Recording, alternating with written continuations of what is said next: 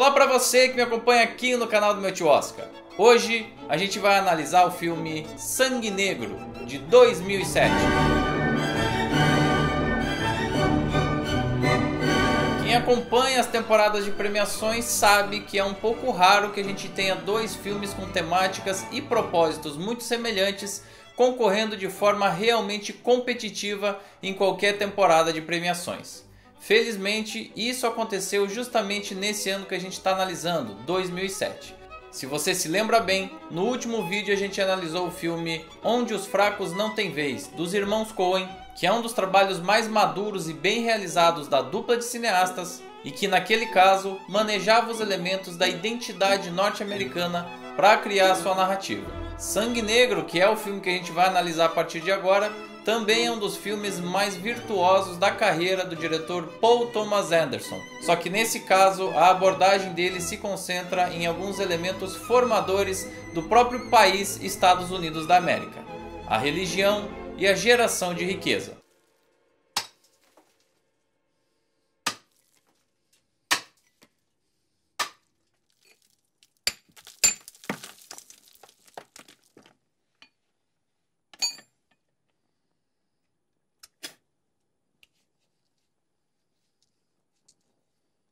Se você não acompanhou a análise do filme Onde os Fracos Não Têm Vez, eu aconselho que você assista pelo menos a primeira parte, porque lá a gente falou bastante de como o centro-oeste norte-americano é importante para a formação da identidade daquele povo. Essa expansão rumo ao Oceano Pacífico estava galgada em dois conceitos muito importantes e que acompanham os próprios Estados Unidos até hoje: a liberdade e a riqueza, que caminham lado a lado em favor do indivíduo. Esse é exatamente o ponto de partida para o trabalho de Sangue Negro, que estabelece a pequena cidadezinha de Little Boston como cenário de exploração de uma riqueza que viria a ser uma das mais importantes ao longo de todo o século XX, o petróleo. Vale lembrar que a gente está falando ali do final do século XIX, em um momento onde cada vez mais as máquinas, as indústrias necessitam de combustíveis fósseis para o seu funcionamento. A gente está ainda na esteira da Revolução Industrial e por isso o petróleo era tão valioso, era tão importante. Nos primeiros minutos de projeção a gente é posto em contato com o personagem protagonista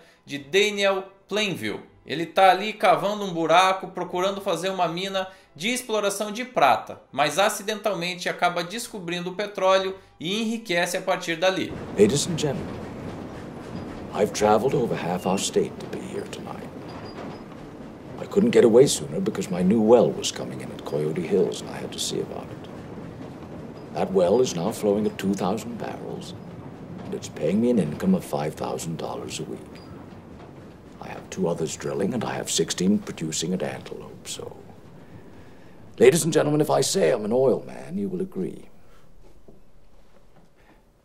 Now, you have a great chance here.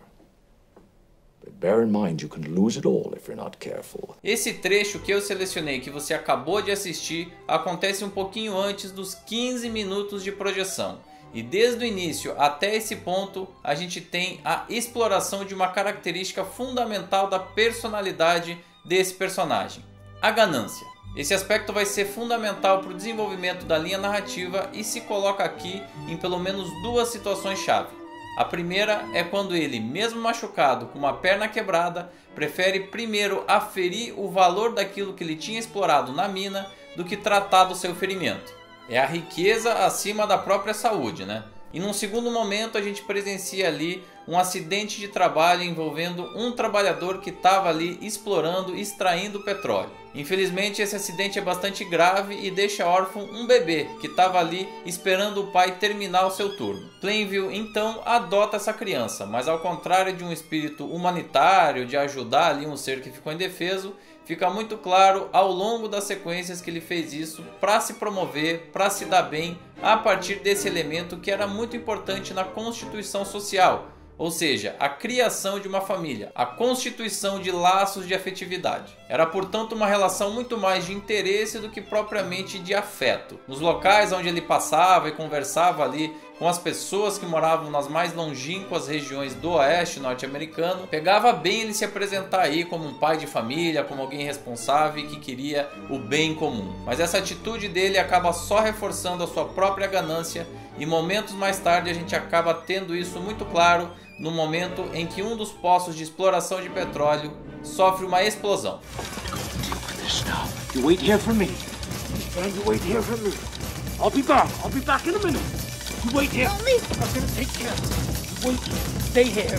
Stay here, son. I'm gonna fix this. No, please. It's gonna be fine. You wait for me here. Hold it down. Hold it down. Essa desumanização do personagem também fica muito evidente a partir do momento em que ele chega nessas comunidades, muitas vezes afastadas dos grandes centros, com pessoas muito simples e que não entendem propriamente as dinâmicas ali do mercado e de exploração desse bem que é fóssil, e ele evidentemente pende a balança sempre ao seu favor absoluto. A exploração daquele petróleo, daquelas terras, acaba beneficiando ele de uma forma única e enriquecendo ele brutalmente. Os moradores do local, pelo contrário, acabam sendo explorados aí, ficam expostos aos mais diversos acidentes de trabalho e acabam não usufruindo de toda aquela riqueza que é extraída diuturnamente em várias estações, vários poços de petróleo. E não pense você que essa ganância toda acaba cessando com o passar do tempo, quando ele começa a ficar cada vez mais poderoso. Pelo contrário, ele acaba tendo cada vez mais sede desse poder. E quando ele consegue conquistar um grande número de poços de petróleo, ele acaba expandindo aí a sua produção e adquire vários terrenos em torno daquele. A partir daquele momento ele precisaria transportar toda essa produção até o mar, até a costa estadunidense. Para isso ele tenta construir um oleoduto e não mede esforços para chegar nesse objetivo também. Veja você aqui que a gente tem, portanto, a construção de um personagem que é claramente antissocial, bastante sombrio e até um certo ponto psicopata. A liberdade e a riqueza da terra, que são esses valores intrínsecos aí do meio oeste norte-americano nessa época, acabam introjetados nele de uma forma muito negativa. E no meio do caminho ele vai ser desafiado por um outro personagem, uma outra figura que também se porta de forma semelhante. O pastor Eli Sunday, que no entanto não aborda a exploração econômica como um fator de controle social e de poder. Ele usa na realidade a religião para isso. And as long as I have teeth, I will bite you. And if I have no teeth, I will gum you. And as long as I have fish, I will bash you. Now get out of here, Rosie. Get out of here, Rosie.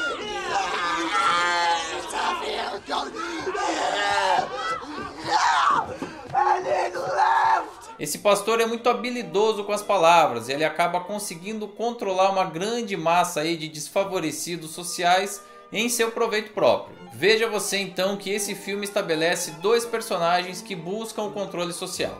Um através da exploração econômica, o outro através da religião. Esses dois pilares são fundamentais na própria constituição da nação norte-americana e quem os controla acaba também tendo o poder. Claro que essa contraposição entre eles vai inevitavelmente ocasionar alguns choques bastante proeminentes ao longo da narrativa. E nesse caldo, outros valores também vão ser incluídos, como a discussão sobre o conceito de família, que é representada justamente pelo filho adotivo. Esse caldo todo aí de referências e de personagens que se estabelecem aí dentro desses elementos faz com que o filme seja uma reflexão poderosa sobre o controle social, os efeitos da ganância sobre o homem e as consequências do desenho capitalista sobre a sociedade. HW, okay? No, he isn't. Where is he? Mess hall.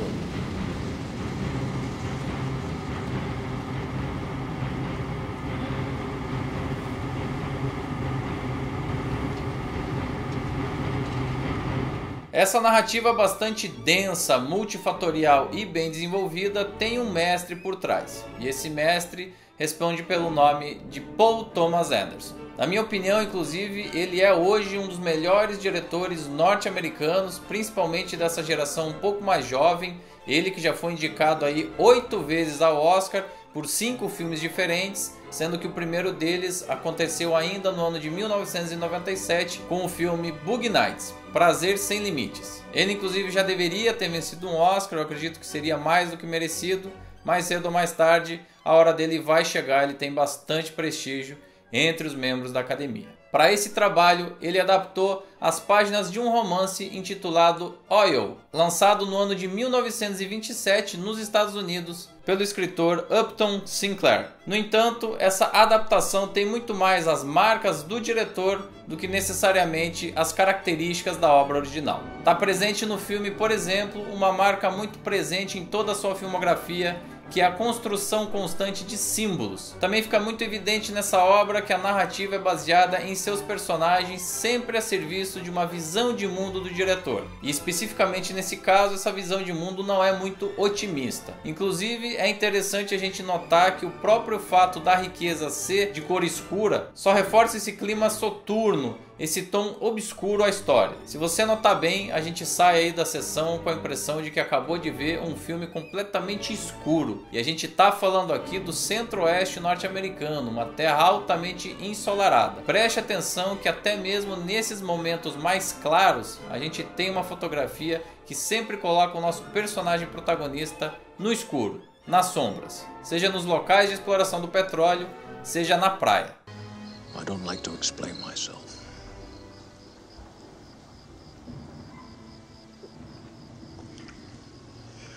Are you an angry man, Henry? About what? Are you envious? Do you get envious? I don't think so, no.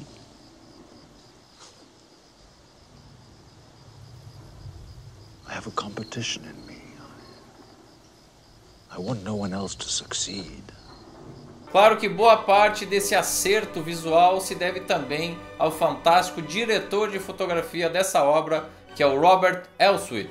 Ele inclusive foi vencedor do Oscar nessa categoria nesse ano, o que é mais do que merecido. A fotografia desse filme é quase um personagem à parte e que está completamente de acordo com toda a construção da história. Deixo também aqui a minha observação entusiasmada ao compositor Jonny Greenwood. Ele foi capaz de entregar uma trilha sonora intrusiva, que tem o papel de exprimir a personalidade conturbada do nosso personagem protagonista, o Daniel. Da mesma forma que aqueles acordes um pouco descompassados e bastante graves invadem a tela, o aspecto psicológico do Daniel também é sempre nesse conflito interno. E também não é possível a gente avaliar essa obra por completo sem levar em consideração os atores. Paul Dano foi o responsável por interpretar o pastor. Você que acompanha o canal há algum tempo já teve a oportunidade de ver ele no filme Pequena Miss Sunshine, do ano de 2006, que a gente já conversou aqui em outro momento. Nesse caso aqui eu acho que ele evolui ainda mais e está muito apropriado para esse papel, claro, contracenando com um dos maiores atores aí de todos os tempos, mas consegue manter uma segurança e uma regularidade que são muito importantes para esse personagem. E claro, falar da qualidade de Daniel Day-Lewis aí no papel protagonista é chover no molhado. Esse papel inclusive deu a ele o segundo dos 3 Oscars de melhor ator que ele já possui na carreira.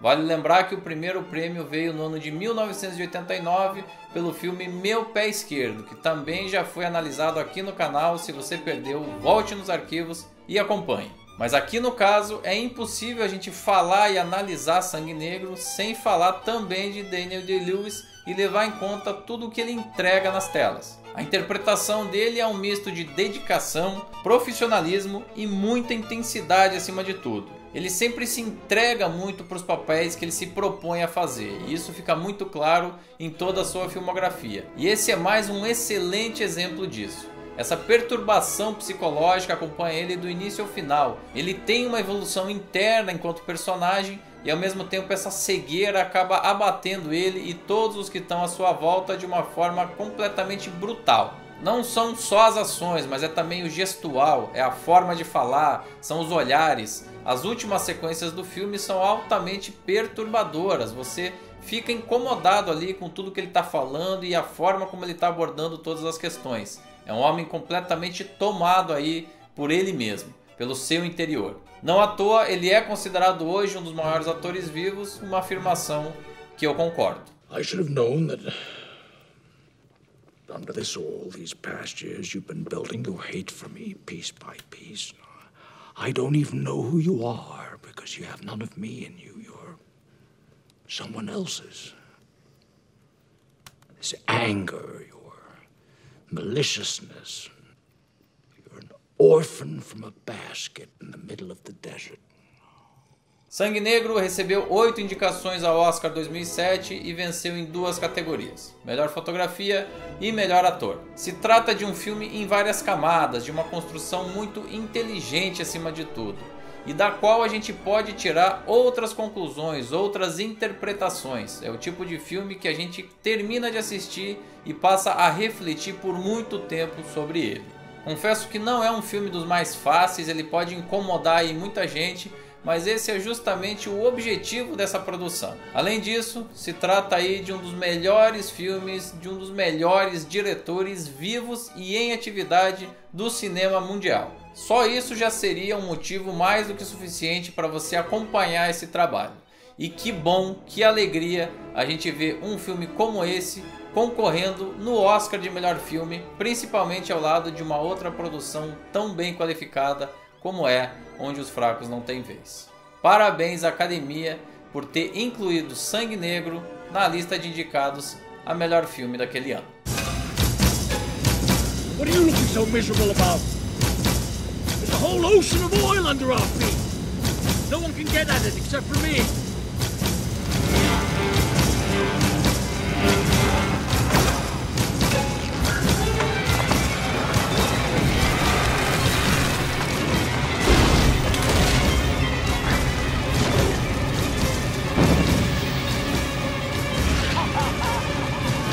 Bom, e você aí, o que achou do filme? Qual é a sua interpretação sobre o trabalho aí de Paul Thomas Anderson? Você teve alguma percepção que eu deixei passar aqui nesse vídeo? Faz o seguinte, aproveita o espaço aqui embaixo dos comentários para deixar a sua crítica, a sua opinião sobre o filme e também sobre esse vídeo. Curta, compartilhe o material, se inscreva no canal e em todas as redes sociais do meu tio Oscar. E não esquece de ativar as notificações do sininho, é muito importante para a gente. A gente segue analisando os filmes indicados pela Academia ao Oscar de melhor filme no ano de 2007 e a próxima atração vai ser um dos filmes mais populares entre os indicados daquele ano. A comédia Juno. Te espero aqui.